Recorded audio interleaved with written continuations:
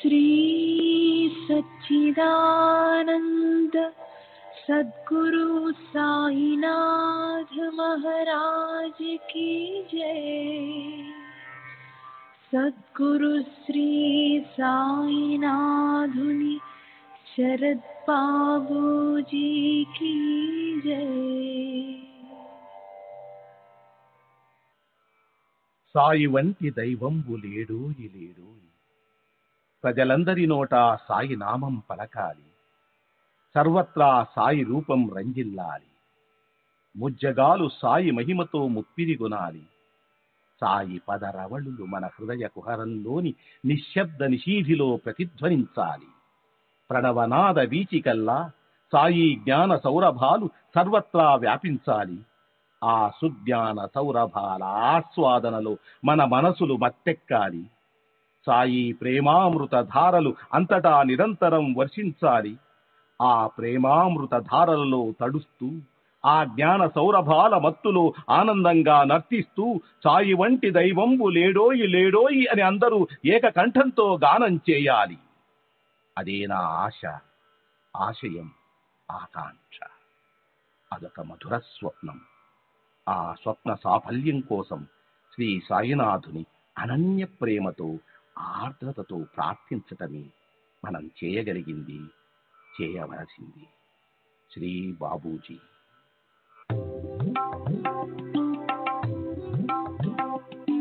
Sai Baba, Sai Baba, Sai Baba, Sai Baba.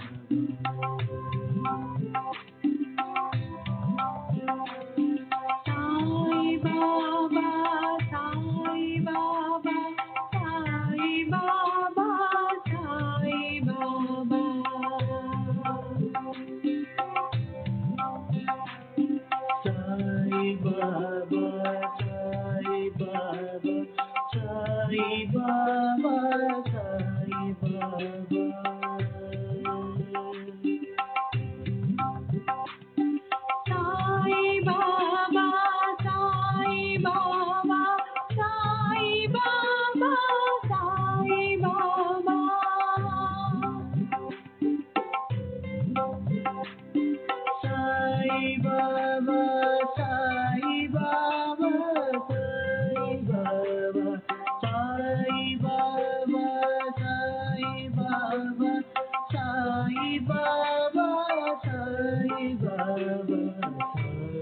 Baba, Sai Baba, Sai Baba, Sai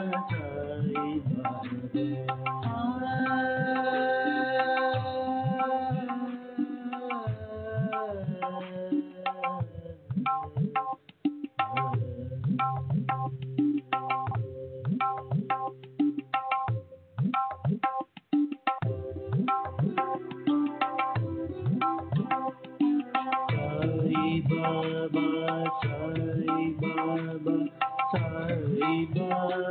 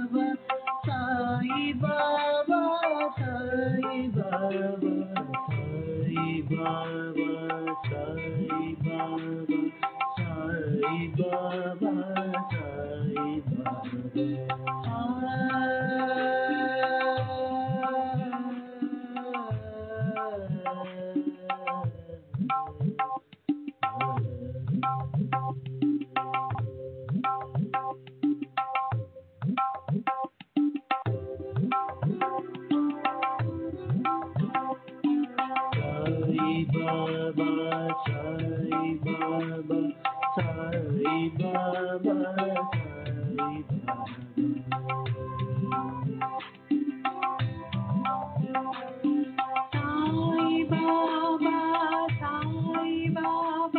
Baba,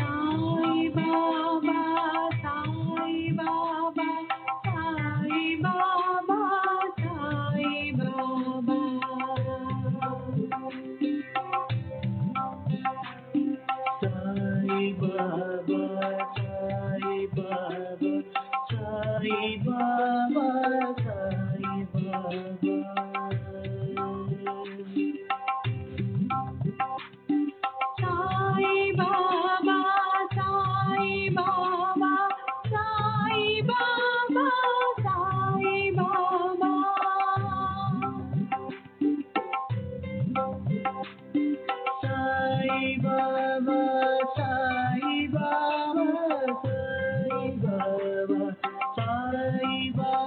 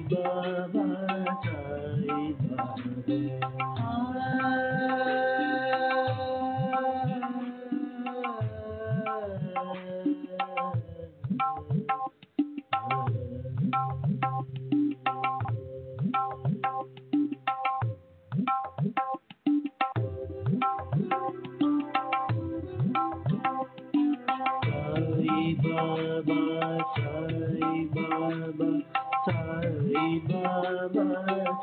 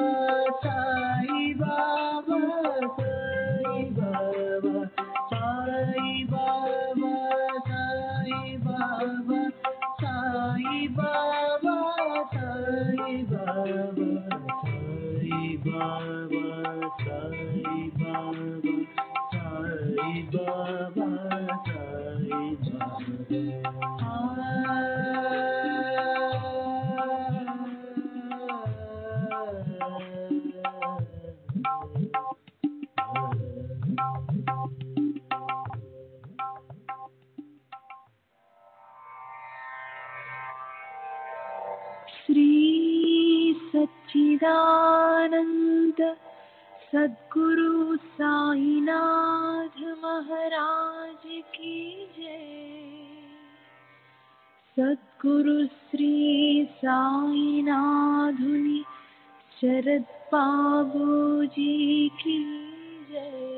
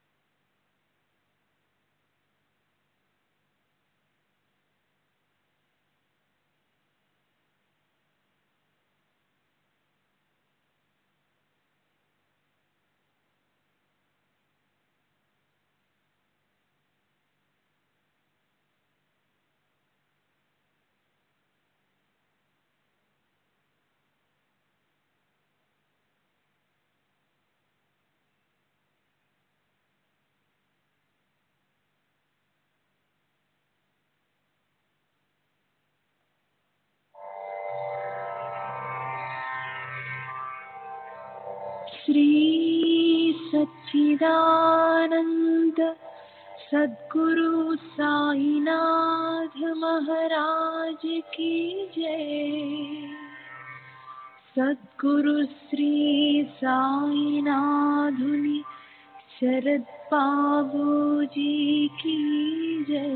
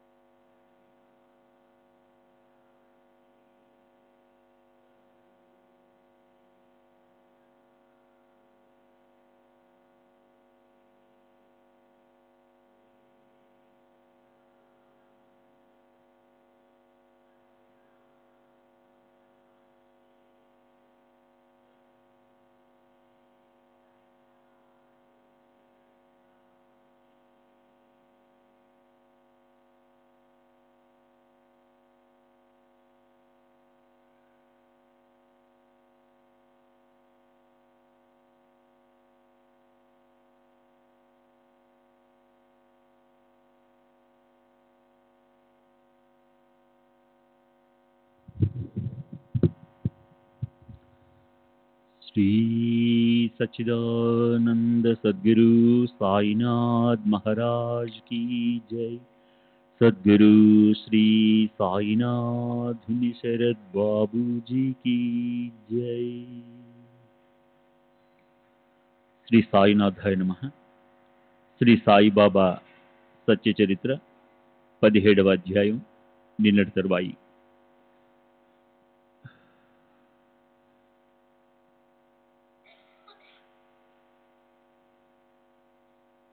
ఏ ప్రయత్నము చేయకుండానే పరుసువేది లభిస్తే రాయి అనుకుని దాన్ని దూరంగా పారేసినట్లు, అలాగే ఈ శ్రేష్ఠ భాగవతుణ్ణి ఈ షిరిడీలో ఎంతో కాలం పాటు ఎవరూ గుర్తించలేదు. పెంటకుప్పలో పడిన రత్నం పసిపిల్లలకు దొరికితే వాళ్ళు ఇష్టం వచ్చినట్లు దాన్ని విసిరేసినట్లు, కాళ్ళ కింద పడేసి తొక్కినట్లు మొదట్లో సాయిబాబా విషయంలోనూ అలాగే జరిగింది. సరే, ఈ రకంగానే ఆ బ్రహ్మ జ్ఞానంపై ఇష్టమున్న వ్యక్తి ఆశీస్సులతో తృప్తి చెందాడు. మీది నాది మనందరిది ఇదే పద్ధతి. మార్గం కష్టదాయకమైనదని వదిలేస్తాం. శబ్దాలు వినడం, స్పర్శతో తెలుసుకోవటం, సుగంధాన్ని పెంచడం, నగ్న శరీరాన్ని దర్శనం చేయటం వగైరా ఇంద్రియ గమ్య విషయాలను అనుభవించడం అనేది ఉన్నంత వరకు విషయాలను ఆపలేం. ఇంద్రియ నిగ్రహం అవ్వకుండా సహజంగా వచ్చే విషయ సుఖాల పట్ల విరక్తి కలగడం, అంతరాత్మ యొక్క ప్రత్యక్ష దర్శనం లేదా దాని యథార్థ జ్ఞానం కలగడం అసఖ్యం. మొదట ఈషణాలన్నింటినీ ఛేదించాలి. అప్పుడు సద్గురువుని అనన్యంగా శరణనాలి. అలా ఆ శ్రద్ధాయుక్త సాధకులే ఆత్మ సాక్షాత్కారానికి పాత్రులవుతారు.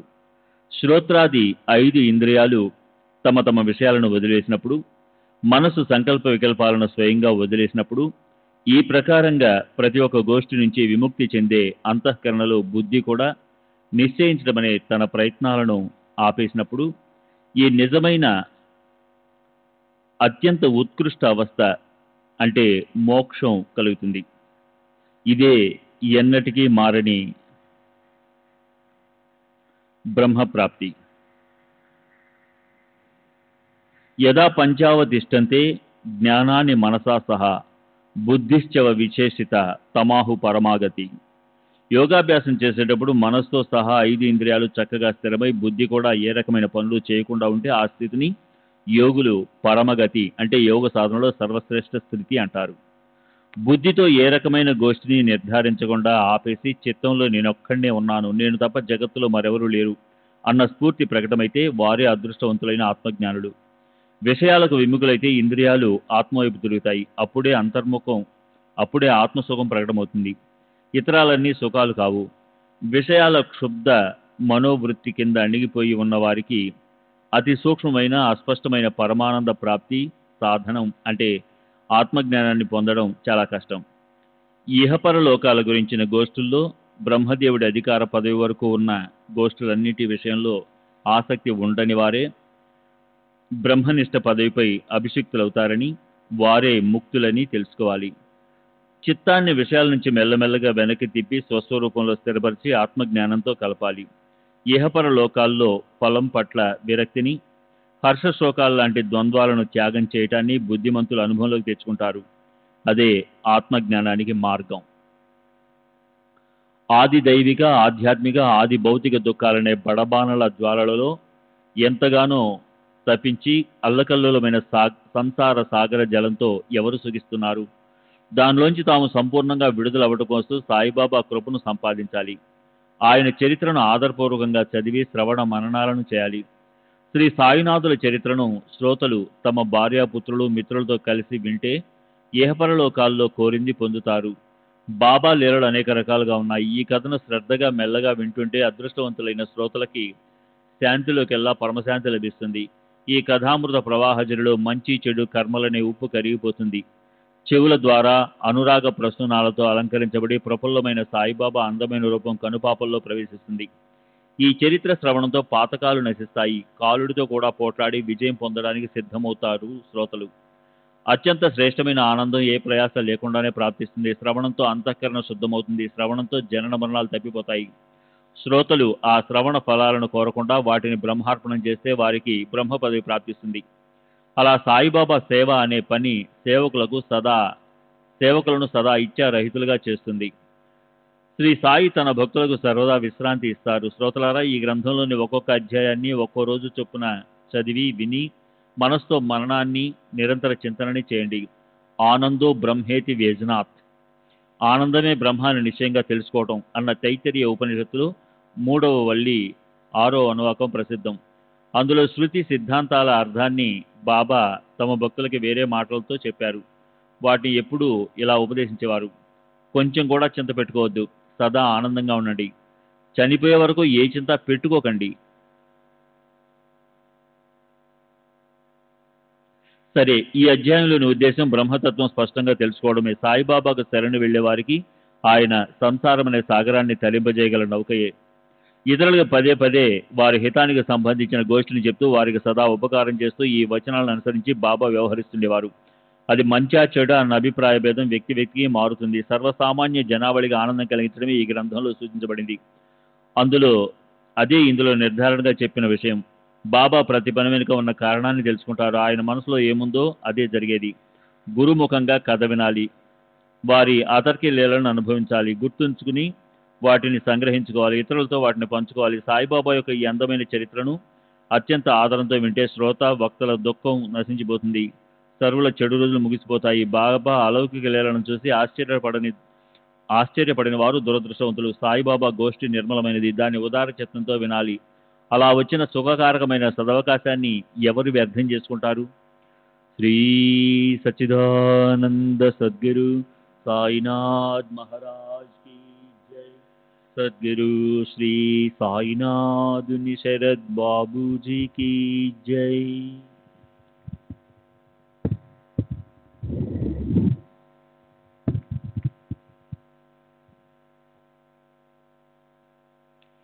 భార్యాపుత్రులు మిత్రులు అనే ఈ సుడిగుండము అంటే నదీ ప్రవాహంలో సుళ్ళు తిరిగే నీరు.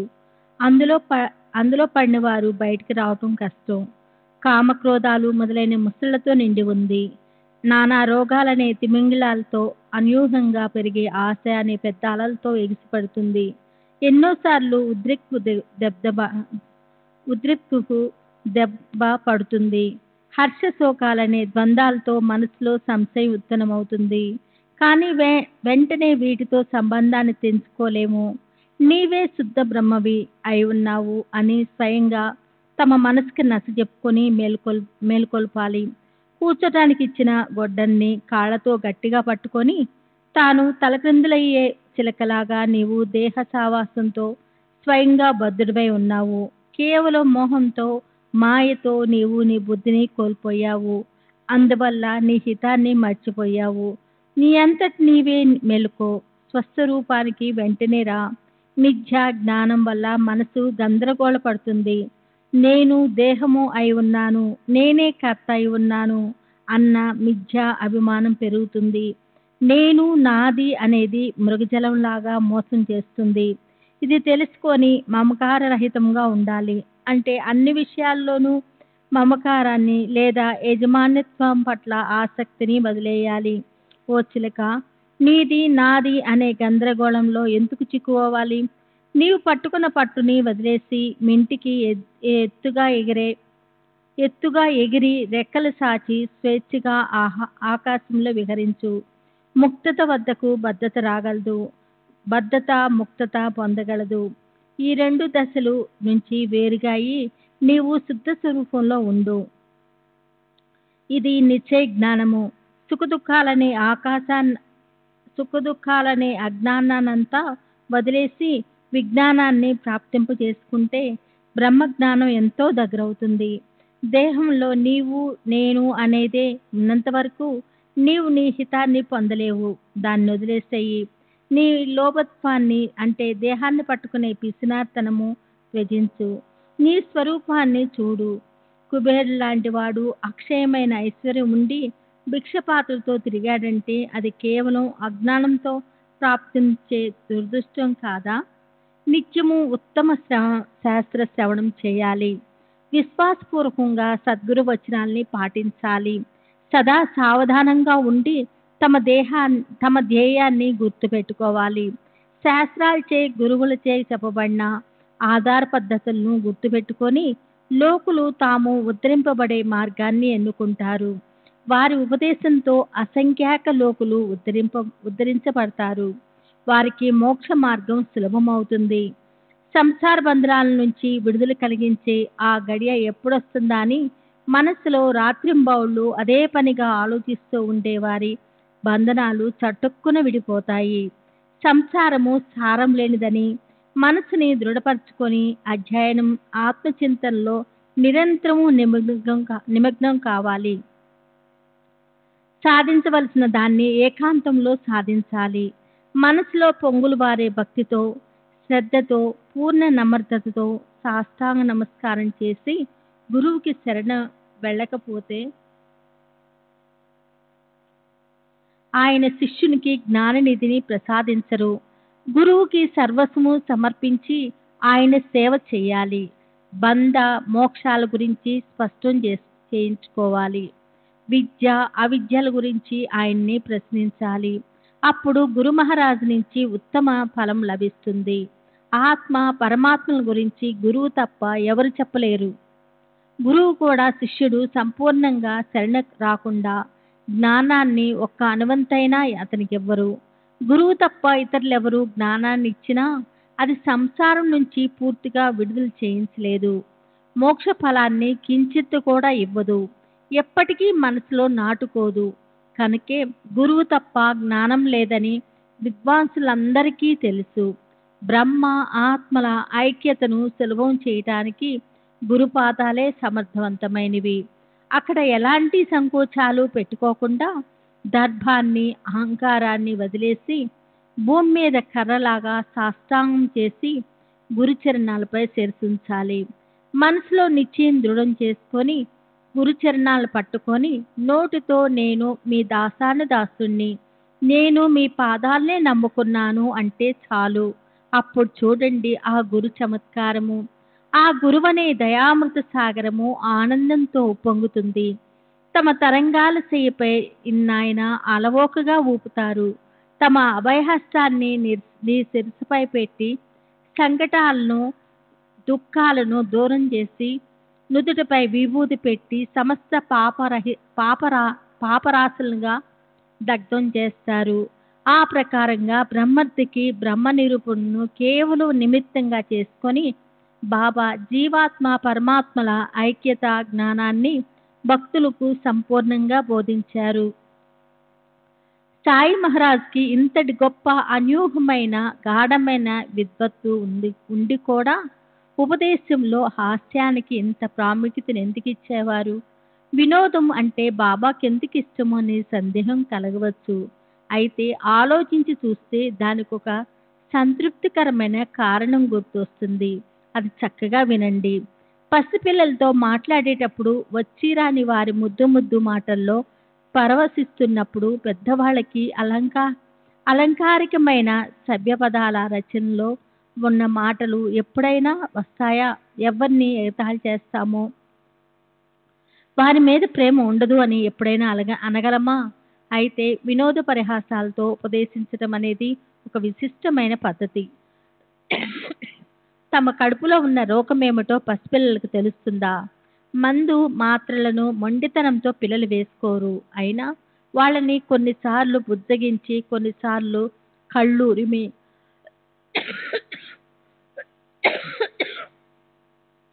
కొన్నిసార్లు బెత్తం దెబ్బలు తగిలించి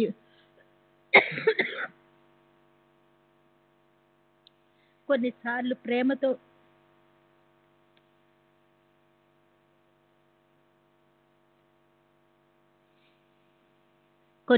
ప్రేమతో హృదయానికి హద్దుకొని అమ్మ దాన్ని తాగిస్తుంది. అయితే అదే పిల్లలు పెరిగి పెద్దవారయ్యాక వారి ముద్దులు తీర్చాలని అనిపిస్తే వారి బుద్ధి త్రివంగా ఉందా లేక మందంగా ఉందా అన్నది గమనించి చేయవలసి ఉంటుంది. జ్ఞానంలో కూడా అంతే. త్రివబుద్ధి త్రివంగా గ్రహిస్తుంది. అలాంటి వారికి ఉపదేశం చేయటానికి క్షణం కూడా పట్టదు. అయితే మందబుద్ధి పని విలక్షణంగా ఉంటుంది. దాన్ని తలలోకెక్కించడానికి చాలా కష్టపడవలసి వస్తుంది. సాయి సమర్థులు జ్ఞాననిధి. భక్తులను బుద్ధిని అనుసరించి వారి పాత్రత శుద్ధత నిర్ధారించి ఆయన జ్ఞానమనే ద్రవ్యాన్ని పంచుతారు. ఆయన సర్వజ్ఞులు. వారికి సర్వుల గురించి మొదటే తెలుసు. ఏ సాధన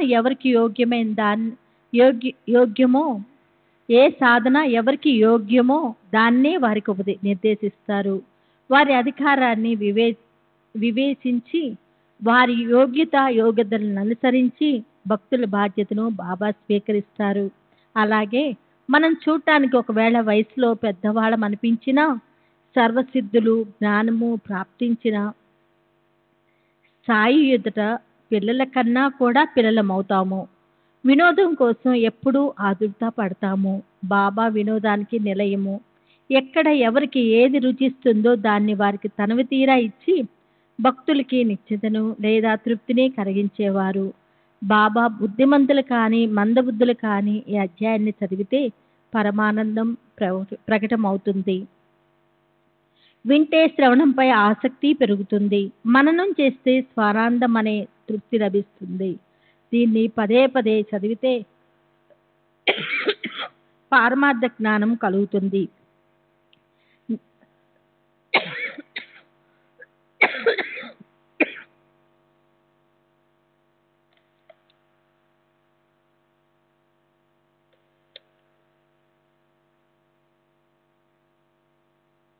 నిధిధ్యాసనం చేస్తే ఆనందము అఖండము దోషరహితము అయిన సుఖం ప్రాప్తిస్తుంది. అలా ఈ బాబా లీలలకు పరిమితి లేదు. అందులో కించిత్తు అనుభవాన్ని అదృష్టపాశ్చాత్తు అనుభవించిన వారు కాయ వాచ మనస అక్కడే అంటూ పోతారని తెలుసుకోవాలి. సాయిబాబా లీలలు తర్కానికి అందనివి. హేమడ్ పంతు సాయిబాబా చరణాలకు శరణు వచ్చాడు. పరిహాసాలు చేస్తూ జ్ఞానం పంచడం అన్న భావబోధలోని అభిప్రాయము భక్తుల శ్రేయస్సు కలగాలన్నదొక్కటే.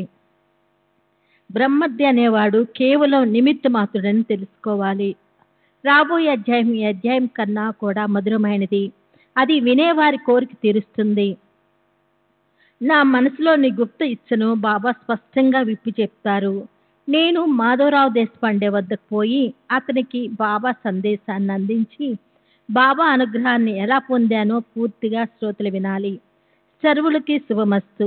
ఈ ప్రకారంగా సత్పురుషులు సజ్జనులచే ప్రేరేపించబడిన భక్త హేమాడ్ పంతు రచించిన శ్రీ సాయి సమర్థల సత్య చరిత్రలోని బ్రహ్మజ్ఞాన కథనము అనే పేరు గల 17వ అధ్యాయం ముగిసింది. శ్రీ సద్గురు సాయినాథ్ అర్పణమస్తు. శుభం భవతు. శ్రీ సచిదానంద సద్గురు సాయినాథ్ మహారాజ్ की जय. सद्गुरु बाबू की जय. 16, 17వ అధ్యాయాలకి పరిపూర్ణ వివరణ.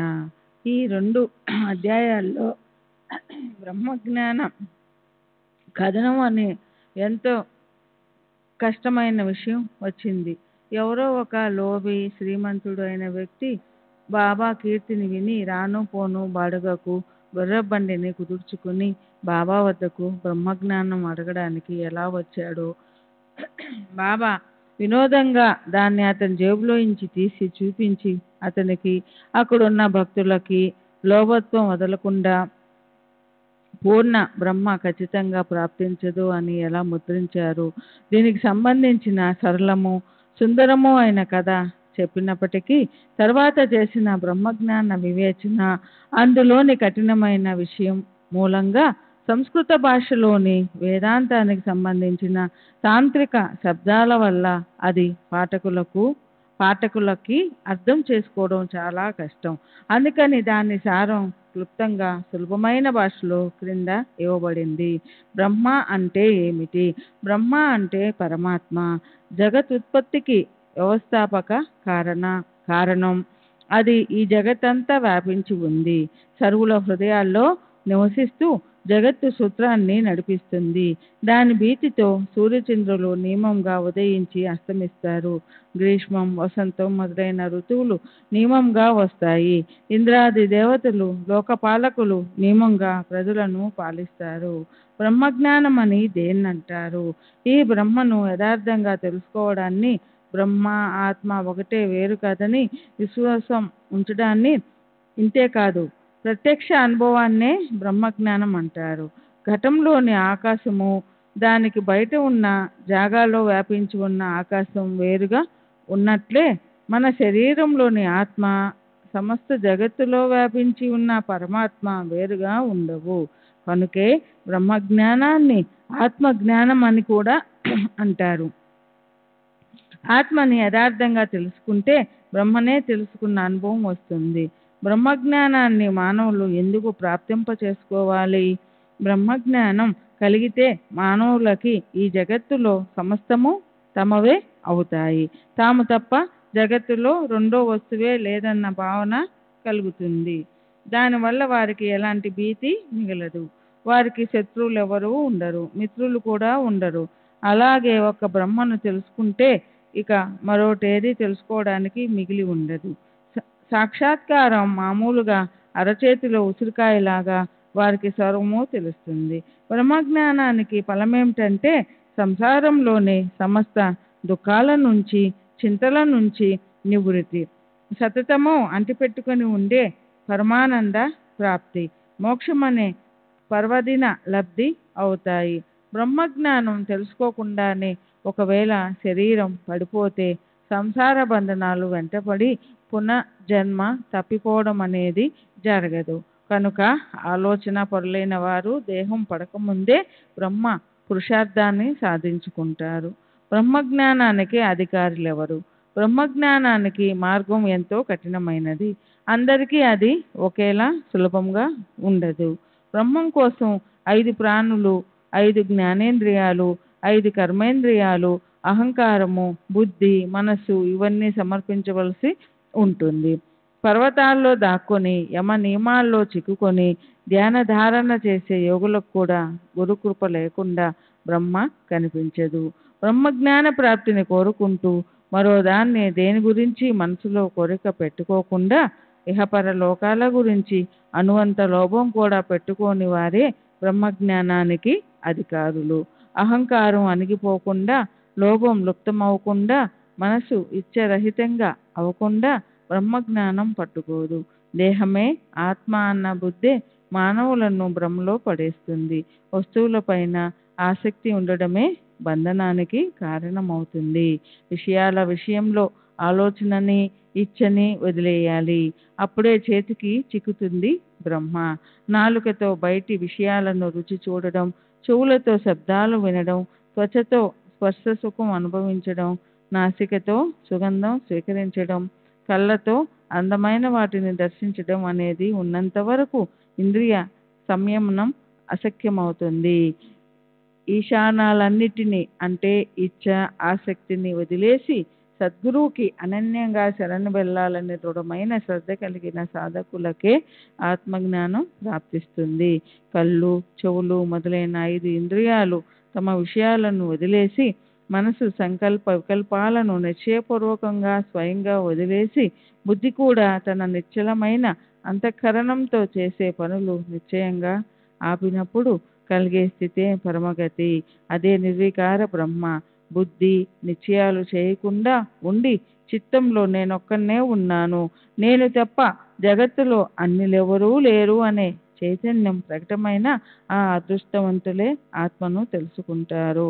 చిత్తాన్ని మెల్లమెల్లగా వెనక్కి తిప్పి దాన్ని ఆత్మస్వరూపంలో స్థిరం చేస్తే ఆత్మజ్ఞానం కలుగుతుంది.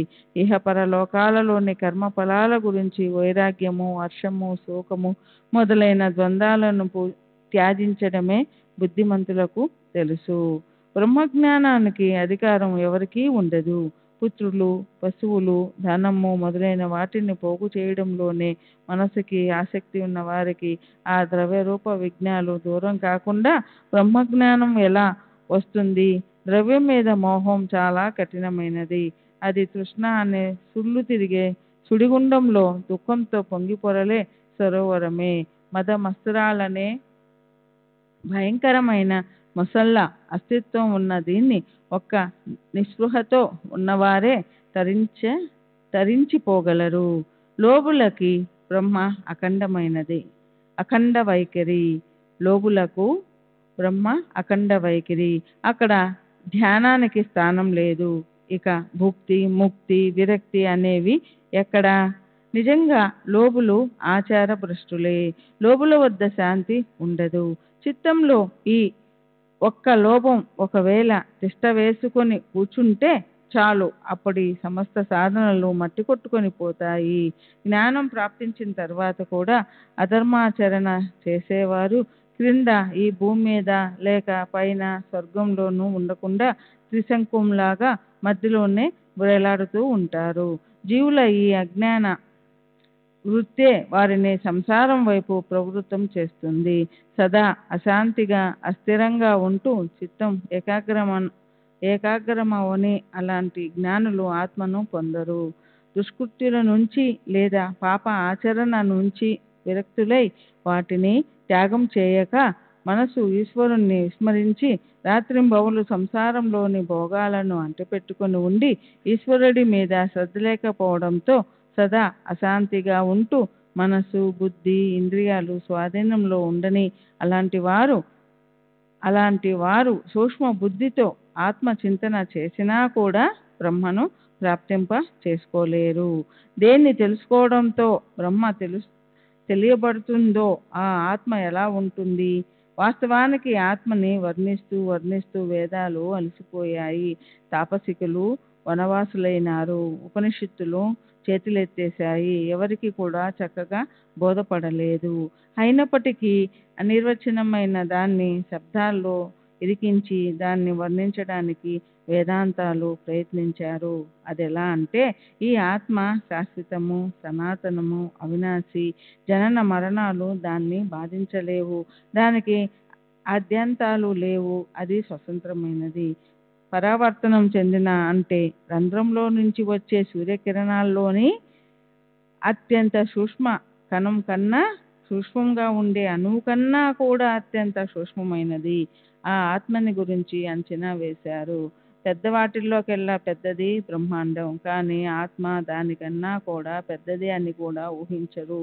అయితే ఇదంతా సాపేక్షం, అంటే అంచనా వేయడానికి చేసిన కల్పన. వాస్తవానికి ఆత్మ కొలమానానికి అతీతమైనది. సూక్ష్మతలో సూక్ష్మం కన్నా సూక్ష్మము, స్థూలతలో స్థూలం కన్నా స్థూలము. ఆత్మ విషయంలో నామ రూపాలనేవి ఉపాధులు అని తెలుసుకోవాలి. అది సదా పరిపూర్ణము, ఉపాధి రహితము అయి ఉంది. సహజంగా ప్రాప్తింప చేసుకోగలదిగా ఉంది. ఓంకార ప్రతీక ఉన్న బ్రహ్మే దాని మూల స్వరూపం. బ్రహ్మజ్ఞానాన్ని ఎలా ప్రాప్తింప చేసుకోవాలి? బ్రహ్మజ్ఞాన మార్గం కఠినమైనది. అందరికీ అది సరిసమానంగా సులభతరం కాదు. దానికోసం అభ్యాసము, శ్రమ చేసి ఎముకలను అరగదీయవలసి ఉంటుంది. ఉత్తమ అధికారులైన వారికి బ్రహ్మజ్ఞానం ఏ అడ్డంకులు లేకుండా సహజంగా ప్రాప్తిస్తుంది. మధ్యమాధికారులు నిర్దేశించిన పద్ధతుల్లో మెల్లమెల్లగా పోవలసి ఉంటుంది. ఒకరు ఆకాశ మార్గంలో పోతారు, ఒకరు క్రమంగా మెట్లెక్కి పోతారు. అయితే అధికారులు కాని వారు మాత్రం బ్రహ్మను తెలుసుకోవడానికి వ్యర్థంగా శ్రమిస్తారు. బ్రహ్మ ప్రాప్తి కోసం ఈ 2 అధ్యాయాల్లో ఈ క్రింది ఉపాయాలు చెప్పబడ్డాయి. 1.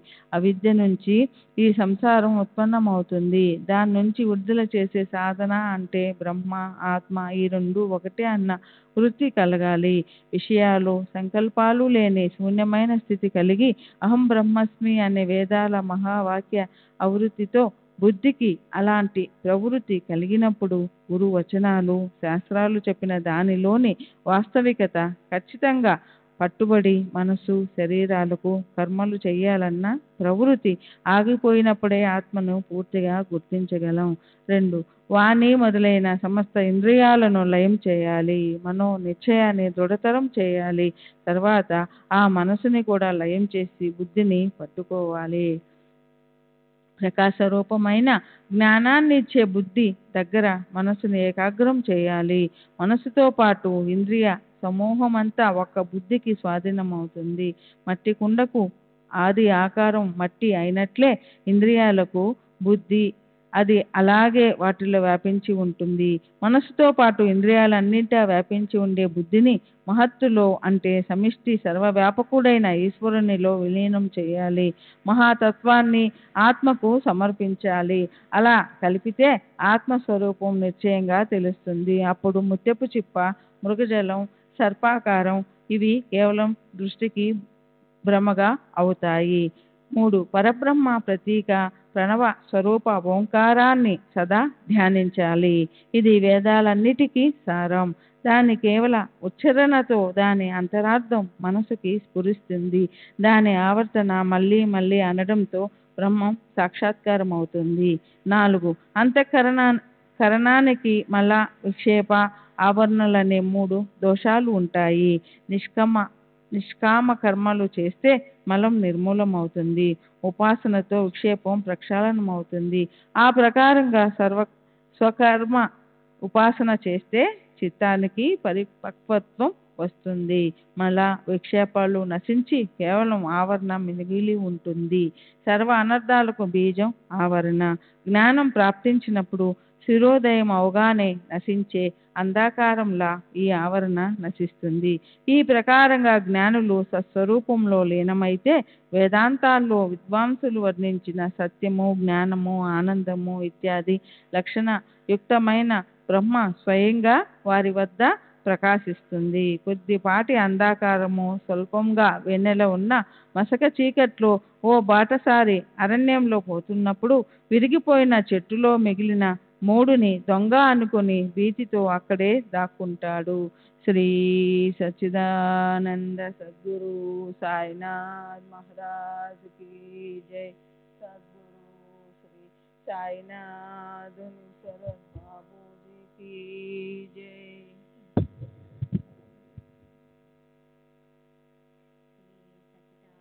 सद्गुरु साईनाथ महाराज की जय. सद्गुरु श्री साईनाथ शरद बाबू जी की जय. అతనికి ఇలా అనిపిస్తుంది, నేను ఒంటరిగా ఉన్నాను, నా దగ్గర డబ్బుంది. ఆ దొంగేమో దోపడి దొంగలా తిష్ట వేసి కూర్చున్నాడు. ప్రాణాల మీద ఆశ సన్నగిల్లుతుంది. అదే దూరం నుంచి దీపప్రకాశం రాగానే మూడు నిజస్వరూపం ప్రకటమవుతుంది. బాటసారి భయం నశించిపోతుంది. తనకు అనిపించిన దొంగ అనే భావన భ్రాంతి అతనికి తెలుస్తుంది. శ్రేయస్సు అంటే సర్వ దుఃఖాల నుంచి సంపూర్ణంగా ముక్తులై నిత్య ఆనంద స్వరూప పరబ్రహ్మ పురుషోత్తముణ్ణి ప్రార్థింపచేసుకునే ఉపాయం. ప్రేయసు అంటే భార్య, ఆ పుత్రులు, ధనం, ఇల్లు, వాకిలి, మానవ సన్మానాలు, యశస్సు ఇత్యాది ఇహపరలోకాల్లోని సుఖాలను అనుభవంలోనికి రప్పించుకోవడానికి చేసుకునే ఉపాయం. శ్రేయస్సు వివేక రూపంగా ఉంటుంది, ప్రేయసు అవివేక రూపంగా ఉంటుంది. శ్రేయస్సు విషయం కేవలం విద్య, ప్రేయసు విషయం కేవలం అవిద్య. శ్రేయస్సు అజ్ఞానులకు ఇష్టముండదు, ప్రేయసు తెలివిగల వారిని భ్రాంతిలో పెట్టదు. కానకాలపై ఆకర్షణ, ఇంద్రియాలకు విషయాలపై ప్రీతి ఉంది. వివేక వైరాగ్యాలు కలగనంత వరకు ప్రేయస్వనంటేనే ఇష్టం ఉంటుంది. పాలు నీరు కలిసి ఉన్నట్లు అలాగే ప్రేయసు శ్రేయస్సు ఒకే చోట పెనవేసుకొని ఉంటాయి. వీటిని వేరు చేసి పాలను తాగే మాన సరోవరంలోని రాజహంసల దృఢ నిశ్చయం గల బుద్ధిమంతులు, వివేకవంతులు, అదృష్టవంతులు శ్రేయస్సు పట్టే ఆసక్తులే ఉంటారు. ప్రేయసికి వెన్ను చూపుతారు. అయితే అదే మందబుద్ధుల విషయం చూడండి. శరీరం, పుత్రులు, ధనం, మానం మొదలైన యోగక్షేమాలకు ఆకర్షితులై కేవలం ప్రేయస్సునే సాధిస్తారు. శ్రేయస్సు అంటే ఏమిటో, ప్రేయస్సు అంటే ఏమిటో ఆ రెండిటిని గురించి తెలిసినప్పటికీ మానవ ప్రాణులకు స్వతంత్ర బుద్ధి ఉండటం వల్ల దానిలోంచి ఇష్టపడవలసిన దాన్నే నిశ్చయంగా గ్రహించవలసి ఉంటుంది. రెండు ఎదురుగానే ఉండటం వల్ల వాటిలో సరి అయిన దాన్ని ఎన్నుకోవటం కష్టం. ఎందుకంటే మానవుల మందబుద్ధి మీద విజయం సాధించి ప్రేయసు వాళ్ళని అనుకుంటుంది. ప్రేయసుని పక్కకు జరిపి శ్రేయస్సుని ఆదరించటమే పురుషార్థమవుతుంది. పురుషార్థం ఉదయిస్తే అప్పుడు ఆ పురుషులు తమ హితం కోసం సంసార చక్ర భ్రమణం నుంచి విడుదల అవ్వటానికి యోగ్యమైన ఉపాయం సాధిస్తారు. ఆనాది అయిన ఆ విద్య లేదా మాయ ముచ్చపు చిప్ప మీదున్న వెండిలాగా లేదా మృగజలంలోని నీరులాగా పనికిరానిది. దాని మిథ్య అభాస రూప అవరోధాన్ని నశింపచేయాలి. స్వప్నంలో బంగారు వడగళ్ళ వర్షం కురుస్తుంది. అవసరానికి పనికొస్తాయని అనిపించి వాటిని ప్రయత్నపూర్వకంగా మరిన్ని పోగు చేసినప్పటికీ మెలకువ వచ్చాక అవి లుప్తమైపోతాయి. అనుభవించిన లేదా అనుభవించని భోగాల వాసన ఉండటం, లేక ఆశ ఉత్కంఠ లేక ఈర్ష్య ఉండటం, ఇవి నిరంతరం విఘ్నాలను తీసుకొస్తాయి. కనుక వాటిని సమూలంగా పెకలించి వేయాలి. కామ క్రోధాలనే రెండు వృత్తులు జ్ఞానాన్ని ప్రాప్తింపచేయవు. శ్రవణ మనన సమాధులను భంగం చేస్తాయి. శృతి స్మృతులకి తర్జించదగిన దుష్కర్మలో సదా దొర్లుతూ ఉంటూ యోగ్యాయోగ్యమైన కర్మంటే తెలియని వారు జ్ఞానులై ఉన్న తమ హితాన్ని ఏం సాధించగలరు? అలాగే నిరంతరం అశాంతిగా ఉండి మనసు ఏకాగ్రంగా ఉండక ఇంద్రియాల గారాబంతో చిత్తం క్షుబ్ధంగా ఉండేవారు జ్ఞానంలో పరిపూర్ణులు కాలేరు. సంసారంలో ఉండని లేదా మోక్ష ప్రాప్తి కోసం ప్రయత్నిస్తూ ఉండని చివరికి మనం ఏదో రకమైన ధ్యేయం వైపే వెళ్ళాల్సి ఉంటుంది. కనుక నీ శరీరం అనే రథానికి నీవు యజమానివి. నీ బుద్ధిని ఆ రథానికి సారథిగా చేసి నీవు హాయిగా కూర్చో. అప్పుడు విషయాలనే మార్గంలో వచ్చే అనేక వికట పరంపరలను దాటమని సారథికి చెప్పు. మనసనే కళ్ళంతో 10 ఇంద్రియాలనే విశృంఖలమైన గుర్రాలను స్వాధీనం చేసుకో. గుర్రాలు ఒకవేళ ఇష్టమొచ్చినట్లు పరిగెత్తినప్పటికీ కళ్ళంతో వాటిని వాటి స్థానంలో పెట్టు. సారథిగా తెలివైన వాడు, చురుకైన వాడు, నిపుణుడు అయి ఉంటేనే గుర్రాలు చక్కగా నడుస్తాయి. అయితే ఒకవేళ సారథి మనసనే కళ్ళానికి ఆధీనమై ఉంటే అవి శక్తిహీనమవుతాయి. ఎక్కడ బుద్ధి వివేకమనే సారథిగా అవుతుందో, ఎవరికి మనసుపై ఆధిపత్యం ఉంటుందో, ఎవరి చిత్తం ఏకోన్ముఖమై ఉంటుందో వారికే పరమ పదవి ప్రాప్తిస్తుంది. ఇతరుల మార్గంలో అలసిపోతారు. వివేక వైరాగ్యాలను జత కలుపుకున్న వారు మూర్ఖులు లేదా బండరాలు అయి ఉన్నప్పటికీ వారికి సంసార సాగరం అవరోధం కాదు. భగవంతుని ఐశ్వర్యం 6 గుణాలతో ఉంటుంది. అందులో వైరాగ్యం అనేది మొట్టమొదటి నిజమైన ఐశ్వర్యం. గొప్ప అదృష్టవంతులకే అది ప్రాప్తిస్తుంది, ఇతరులకు దొరకదు. శాస్త్రాలతో యోగ్యమని నిశ్చయింపబడిన కర్మలు చేయకపోతే చిత్తం శుద్ధం కాదు. చిత్తశుద్ధి కలగనంత వరకు జ్ఞానం ప్రాప్తించదు. కనుక కర్మలే జ్ఞాన ప్రాప్తికి మూల కారణం. నిత్య నైమిత్తిక కర్మలను ఆచరించడంతో చిత్త మాలిన్యం ప్రక్షాళనమైపోతుంది. ఆ ప్రకారంగా శుద్ధమైన చిత్తలో సమం, ధమం, ఉపరతి, తితిక్ష, శ్రద్ధ, తృప్తి అనే సాధన సంపత్తి ఉత్పన్నమవుతాయి. వారికే ముక్తి ప్రాప్తిస్తుంది. శ్రీ సచిదానంద సద్గురు సాయినాథ్ మహారాజ్ కీ జై.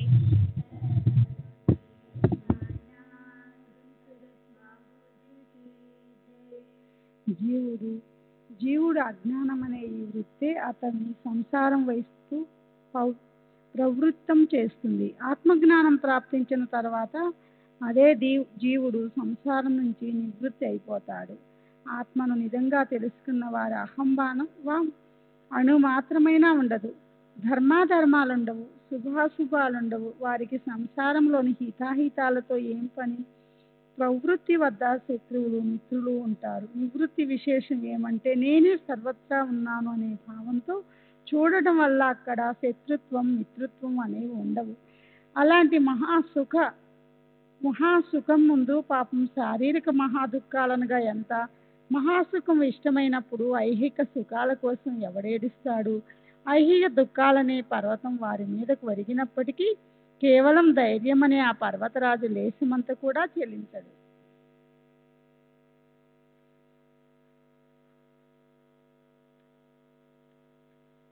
అద్దంలో ప్రతిఫలించే ముఖ ప్రతిబింబం లాగా ఆత్మ యొక్క స్పష్ట దర్శనంపై కోరిక పెట్టుకునే వారికి కింద ఈ పృథ్వీ లేదా పైన బ్రహ్మలోకం, ఇవి తప్ప మూడో ప్రదేశమే ఉండదు. యజ్ఞం చేయటంతో దేవతలకు తృప్తి కలుగుతుంది లేదా పితృలోక ప్రాప్తిస్తుంది, కర్మఫలాలు అనుభవించటం గల లబ్ధి కలుగుతుంది. అయితే ఆత్మజ్ఞానం లభించదు. గంధర్వ, మహాజన, తప, సత్యలోకాల్లో ఆత్మదర్శనం ఎంతో అస్పష్టంగా ఉంటుంది. కనుక ఆత్మదర్శనంపై ఆసక్తి ఉన్నవారు భూలోకాన్ని, ఈ భూమి మీద ఆయుష్ని కోరతారు. ఎందుకంటే ఇక్కడ చిత్తం శుద్ధి కలుగుతుంది, అద్దం లాంటి నిర్మల బుద్ధి ప్రాప్తిస్తుంది. అందులో శుద్ధము పవిత్రము అయిన ఆత్మస్వరూపం ప్రతిబింబిస్తుంది. కళ్ళు, చెవులు మొదలైన 5 ఇంద్రియాలు తమ విషయాలను, మనసు సంకల్ప వికల్పాలను నిశ్చయపూర్వకంగా స్వయంగా వదిలివేసి, బుద్ధి కూడా ఆ ప్రకారంగా నిశ్చలమై అంతఃకరణంలో నిశ్చలం చేసే తమ వ్యాపారం ఆగిపోయినప్పుడు కలిగే స్థితే పరమగతి. అదే నిర్వికార బ్రహ్మ. బుద్ధి నిశ్చయరహితంగా ఉండి చిత్తంలో నేను ఒకడు ఉన్నాను, నేను తప్ప అన్యులు ఈ జగత్తులో ఎక్కడా లేరు అనే చైతన్యం ప్రకటమైన అదృష్టవంతులే ఆత్మను తెలుసుకుంటారు. బ్రహ్మదేవుడు పదవి వరకు ఇహపరలోక విషయాల్లో ఆసక్తి ఉండని వారొకరికే బ్రహ్మ పదవిపై అభిషేకం అవుతుంది, ముక్తి కలుగుతుంది. చిత్తాన్ని విషయాల నుంచి మెల్లిమెల్లిగా విముఖం చేసి ఆత్మస్వరూపంలో సిద్ధం చేసి ఆత్మజ్ఞానంతో పాటు కలపాలి. ఇహపర లోకాల్లోని కర్మఫలంపై విరక్తి పెట్టుకుని హర్షము, శోకము మొదలైన ద్వంద్వాలను త్యజించటాన్ని బుద్ధిమంతులు మాత్రమే చేయగలరు. అదే ఆధ్యాత్మిక మార్గం. భార్యాపుత్రులు, మిత్రులు అనే సుడిగుండం కామ, క్రోధాలు మొదలైన మొసళ్లతో నిండి ఉంటుంది. నానా రకాల రోగాలనే తిమింగలాలనే పేరుగల పెద్ద చేపలతో విస్తరించి ఆశ అనే గొప్ప అలలతో అల్లకల్లోలంగా ఉంటుంది. పదే పదే ఉద్వేగం అనే దెబ్బలు పడుతూ ఉంటాయి. సుఖదుఖాలు, శోక మోహాలు మొదలైన ద్వంద్వాలతో మనసులో శంక ఉత్పన్నమవుతుంది. అయితే భార్యాపుత్రులపై మోహాన్ని చటుక్కున తొలగించలేము. తమ మనస్సును నీవే శుద్ధ బ్రహ్మవి, దేహ సాంగత్యంలో గొట్టానికి సంబంధించబడిన పంజరంలోని చిలుకలాగా నీవు స్వయంగా బద్ధుడివైపోయావు. మోహ మాయతో నీవు కేవలం భ్రమలో పడిపోయావు కనుక నీ హితాన్ని మర్చిపోయావు. నీ అంతటి నీవే సావధానుడివి కా, సస్వరూపం వైపు వెంటనేరా. బ్రహ్మ మూలంగా సంశయం, నేను దేహాన్ని అనే మిథ్యాభాసం నీకు పెరిగింది. నేను నాది అనే మృగజలంలా మోసగిస్తున్నాయని తెలుసుకుని అహమ్మత్వాన్ని వదిలేసేయి. ఓ చిలుక, ఇది నీది నాది అనే తిరుగుడులో ఎందుకు చిక్కుకుంటావు? గట్టిగా గొట్టాన్ని పట్టుకున్న పాదాలను వదిలి పైకి ఎగిరిపోయి స్వేచ్ఛగా తిరుగు అని ఉపదేశించాలి. శ్రీ సచ్చిదానంద సద్గురు సాయినాథ్ మహారాజ్ కీ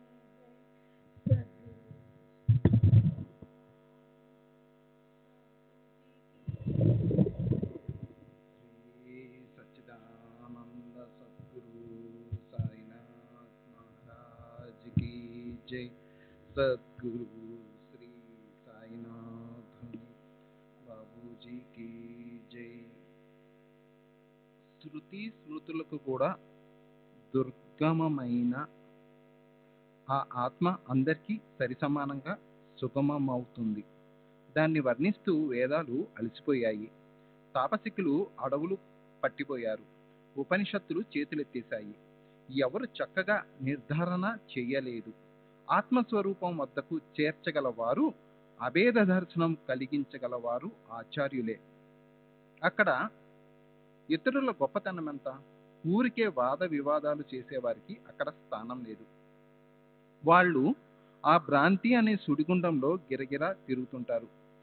తమ స్వబుద్ధి కల్పన అనే లక్ష తారకాలతో పునర్జన్మల పరిభ్రమణను తప్పించుకోవడం శక్యం కాదు. ఆచార్యుడు అనే చంద్రుడు ఒక్కడు మాత్రమే దాన్ని తప్పించగలడు. కష్టంతో సాధించలేని దాన్ని సద్గురువుని దృఢంగా ఆశ్రయించిన వారే చాలా కొద్ది ప్రయత్నంతో సాధించవచ్చు. సవిద్యను వారు ప్రకాశింపజేస్తారు, అవిద్య దాని పనులతో సహా పక్కకి జరిగిపోతుంది. సచ్చిదానంద స్వరూపం స్థిరమవుతుంది, స్వస్వరూప స్థితి ఆవరిస్తుంది. దానికే మోక్షం అనే మరో పేరు ఉంది. అదే జీవులు అపేక్షించే ధ్యేయము. అక్కడ వాదనతో ఏమి ప్రయోజనం కలదు? తర్క చాతుర్యం పనిచేయదు. తర్కం చేసే వారి అభిప్రాయం కుంటుపడుతుంది. అమాయకపు భావమే సిద్ధి పొందుతుంది. ఇదే ఇక్కడి విశేషము. ఉత్తమ జ్ఞానానికి మూలమైన దాన్ని నడక వేరు, ఆ బుద్ధే వేరు. ఆ ఉత్తమ జ్ఞానాన్ని ఇచ్చే శాస్త్రజ్ఞులు వేరుగానే ఉంటారని తెలుసుకో. అమూల్యమైన ఈ శరీరం వ్యర్థంగా పోతుంది.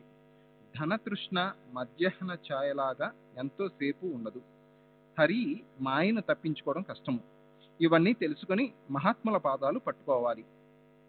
మహాత్ములు సంసార సాగరానికి నావ. అందులో నీ ఒక ప్రయాణికుడివి. ఆయన తప్ప అవతలి తీరానికి తీసుకెళ్లగల సమర్థులు ఎవరు? సంసార బంధనాల నుంచి విడుదల అయ్యే ఆ క్షణం ఎప్పుడొస్తుందా అని మనసులో రాత్రింబవలు అదే పనిగా ఆలోచించే వాళ్ళు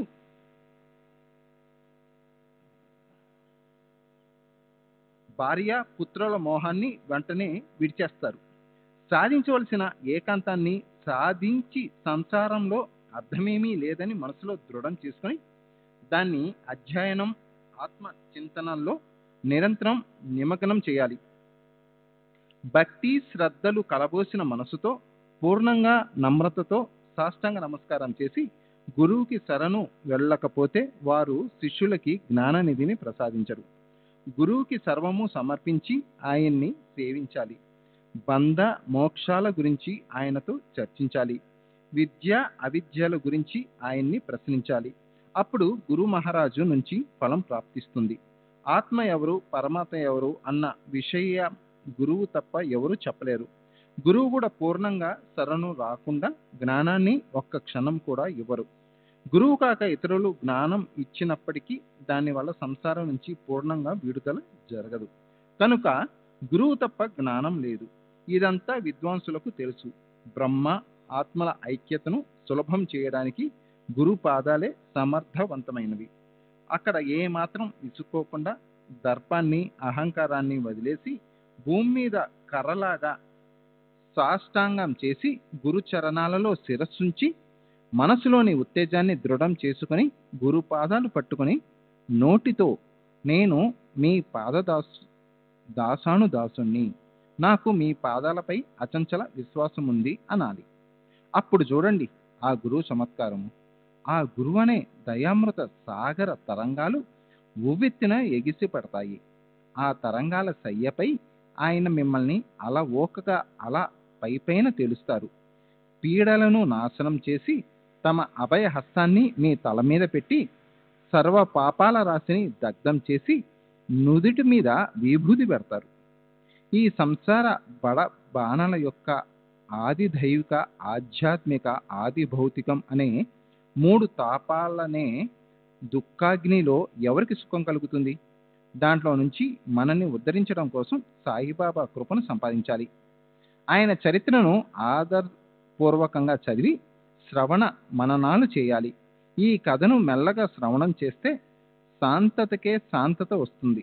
ఈ కథ అనే ప్రవాహ ఝరిలో కర్మ అకర్మలనే ఉప్పు కరిగిపోతుంది. చెవుల ద్వారా సాయిబాబా రూపం కను పాపల్లో ప్రవేశిస్తుంది.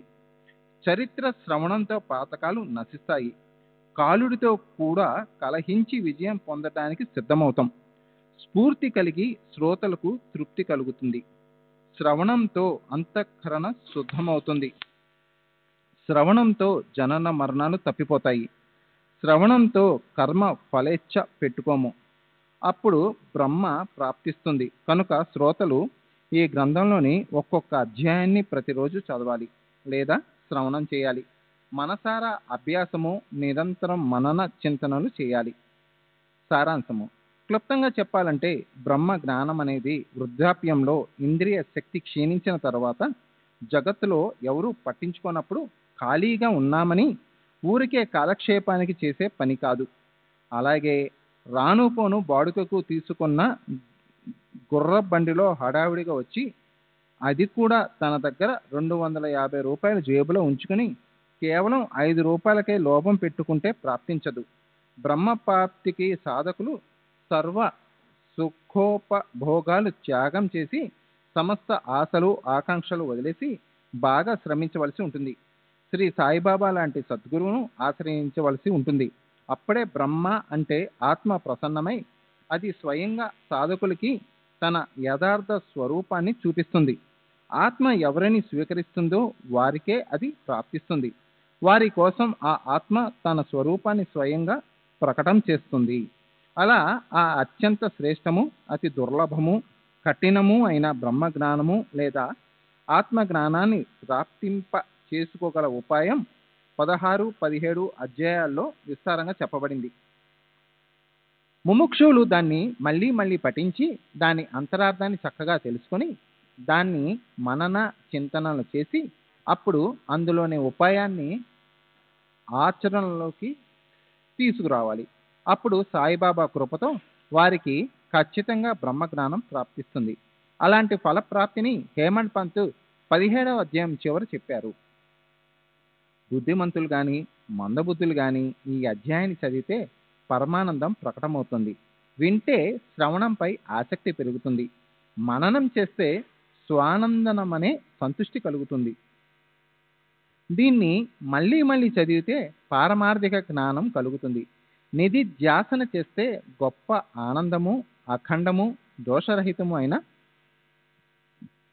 సుఖం ప్రాప్తిస్తుంది. అలా ఈ బాబా లీలలకు పరిమితి లేదు.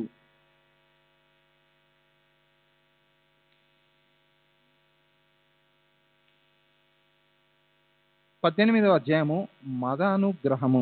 నా మీద అంటే హేమంత్ పంత్ మీద కురిసిన కృప ప్రసాద వర్ణన మొదటి భాగము. శ్రీ గణేశునికి నమస్కారము, శ్రీ సరస్వతీదేవికి నమస్కారము, శ్రీ గురు మహారాజుకి నమస్కారము, శ్రీ కుల దేవతకి నమస్కారము, శ్రీ సీత శ్రీ రామచంద్రులకి నమస్కారము, శ్రీ సద్గురు సాయినాథునికి నమస్కారము. ఓ సర్వశ్రేష్ఠులు నిత్యులు అయిన సద్గురు మీకు జయకారాలు. ప్రత్యక్ష పరబ్రహ్మలైన సద్గురు మీకు జయకారాలు. ఈశ్వరుణ్ణి మోహింప చేయగల శక్తిని స్వాధీనంలో ఉంచుకోగల మీకు జయము. మీరు మీ భక్తులకు అనుభవం ఇచ్చి ఆద్యంతరహితంగాను సుఖ దుఃఖ శోక హర్షాలు ఇత్యాది ద్వంద్వాలకు అతీతంగానూ ఉంటూ ఏ రకమైన మనోవికారాలతోనూ క్షుబ్ధం కాని సద్గురు మీకు విజయం కలుగుగాక. ఆత్మస్వరూపాన్ని తెలియజేయగల వారు మీరొకరే. స్నానం చేయడానికి సాగరంలోనికి పోయిన ఉప్పు బొమ్మ తిరిగి బయటికి రాగలదా? అలా ఎన్నటికీ జరగదు.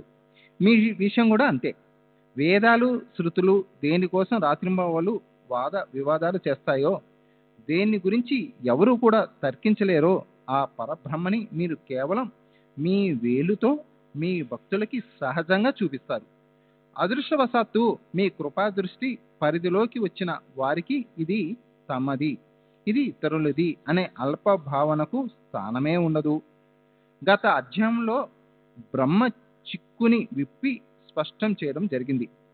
బ్రహ్మ జిజ్ఞాసులకి లోభమనే ఆవరణ బ్రహ్మ జ్ఞానాన్ని ప్రాప్తింప చేసుకోవటంలో అవరోధంగా పరిణమించడం గురించిన వర్ణన అయింది. నా మీద కురిసిన అనుగ్రహ కథనాన్ని ఇప్పుడు శ్రోతలు ఆదరంగా వింటే మార్గదర్శకత్వం చేసే బాబా స్వభావం వారి మనసుకి అనుభవంలోకి వస్తుంది. ఇది కూడా ఒక మధుర కథ. దాన్ని నేను ఉన్నది ఉన్నట్లు చెప్తాను. శ్రోతలు తమ శ్రేయస్సు కోసం స్వస్థ చిత్తంతో వినాలి.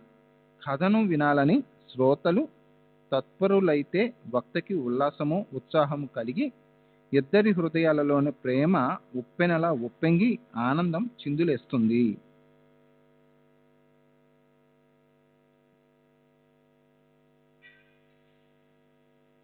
సాయిబాబా అనువంతైన రాగ లోభాలు పెట్టుకోకుండా వారి వారి అధికారాలను అనుసరించి భక్తులకు సరి అయిన మార్గాన్ని ఉపదేశించేవారు. గురువు చెప్పినది ఇతరులకు ఎవరికైనా చెప్తే అది విఫలమవుతుందని ఎంతోమంది అభిప్రాయపడ్డారు. అయితే అది కేవలం కాల్పనికము, అర్ధరహితమైన డాంబికము. ప్రత్యక్షంగానే ఏమిటి, స్వప్నంలో చెప్పిన చక్కని ఉపదేశాలను కూడా అందరికీ చెప్పవలసి ఉంటుంది. దానికి ఏమీ ఆధారము రుజువు లేదు అని అంటే దానికి బుధ కౌశిక ఋషి ఆధారం ఉంది. అతను తనకి స్వప్నంలో దీక్షారూపంతో ప్రాప్తించిన రామ రక్ష స్తోత్రాన్ని అందరికీ చెప్పేశారు. సద్గురువు వర్ష ఋతువులోని మేఘమే. గొప్ప ప్రేమాతి రేకంతో ఆయన స్వానంద జలాన్ని వర్షిస్తారు. అదేమన్నా నిలువ ఉంచుకోవడానికా? కాదు, స్వయంగా మనసారా తనివి తీరా త్రాగి అందరిచే త్రాగించడానికి. పిల్లల చుబ్బకం పుచ్చుకొని వారి ఆరోగ్యం కోసం అమ్మ వాళ్ళని మాయపుచ్చి మందంతా త్రాగించినట్లు అచ్చం అదే విధంగా ఉంటుంది బాబా హస్తకౌశలం. ఆయన బోధనా పద్ధతి గుప్తంగా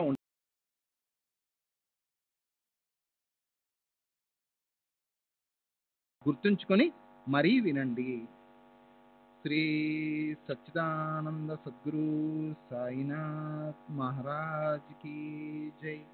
सद्गुरु श्री साईनाथ धुनि शरत बाबू जी की जय.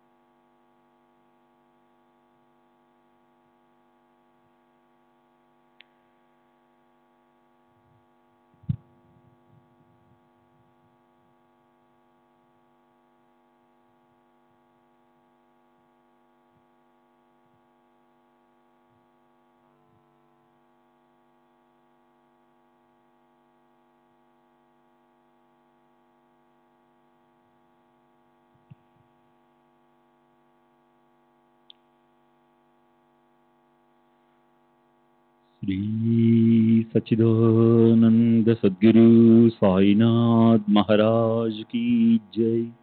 सद्गुरु श्री साईनाथ शरद बाबू जी की जय. साई रहम नजर करना, बच्चों का पालन करना. साई रहम नजर करना, बच्चों का पालन करना. जाना तुमने जगत पसारा, सब ही झूठ जमाना. जाना तुमने जगत पसारा, सब ही झूठ जमाना. साई रहम नजर करना, बच्चों का पालन करना.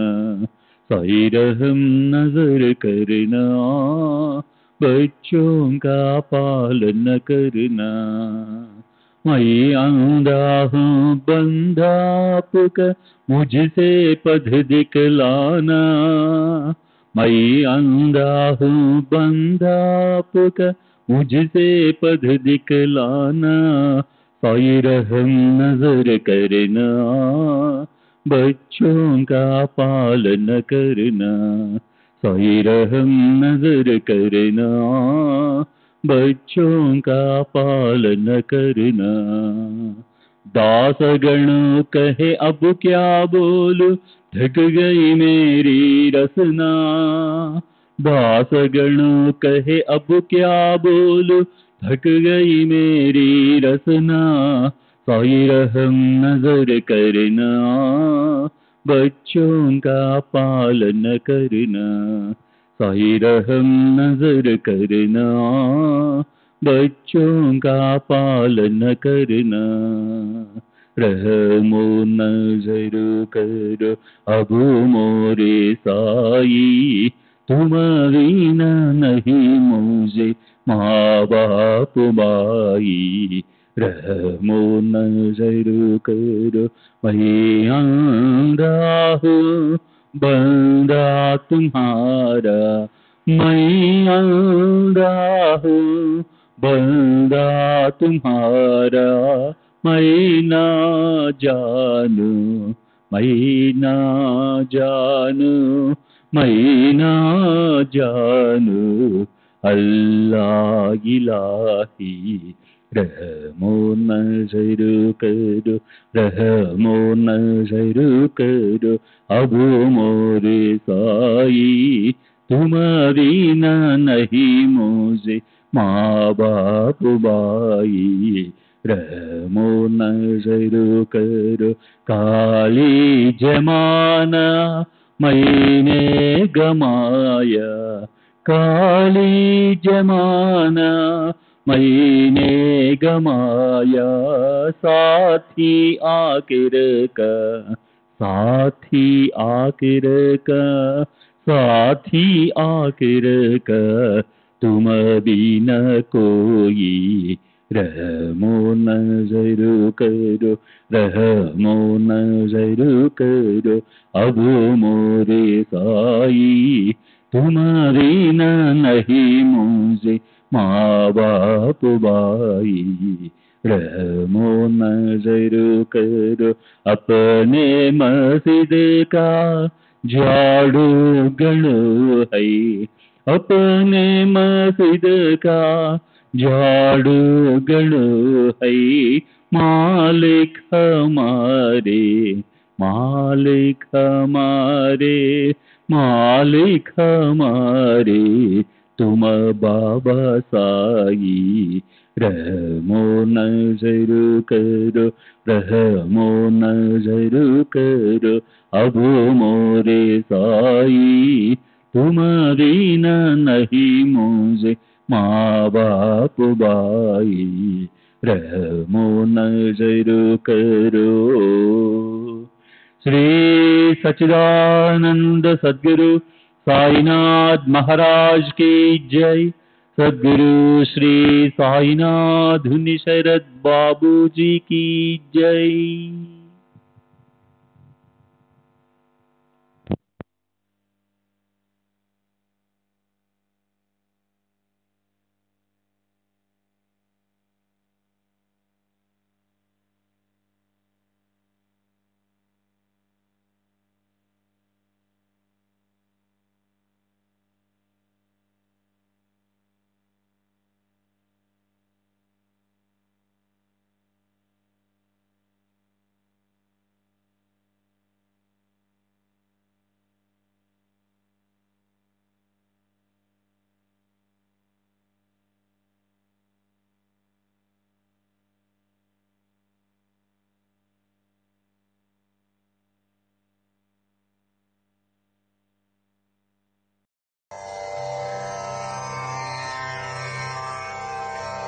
श्री सच्चिदानंद सद्गुरु साईनाथ महाराज की जय। सद्गुरु श्री साईनाथुनि शरद बाबू जी की जय।